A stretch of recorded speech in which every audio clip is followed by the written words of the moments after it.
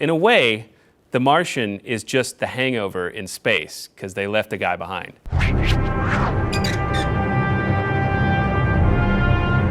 One of the things that they did really well in the movie was the time it takes to communicate with Mars. We've got an incoming message.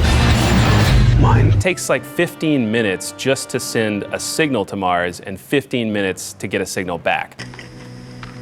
I'm a botanist. The terraforming was probably one of the most accurate things in the movie. Growing potatoes with poop, Martian soil, water from exploding rocket fuel, that is all totally feasible. Anyone gets lost, hone into my suit's telemetry. You ready?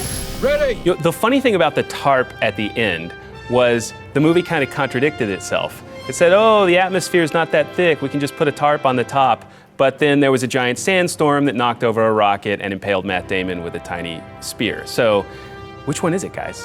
Hey! Mars does have storms, but they're just not quite as violent as depicted in the movie.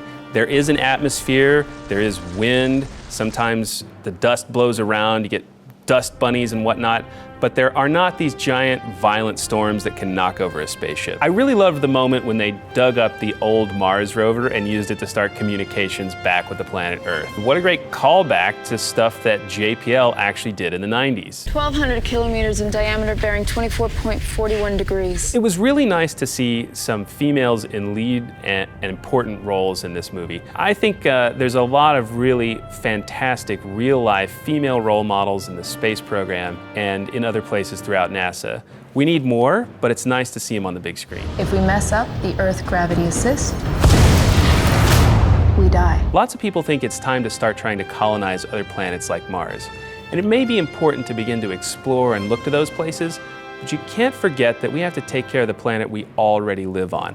We're not going to get all 7 billion people off the planet to Mars, and in the meantime, ours is kind of getting devastated. So pay attention to home, but look to the stars too.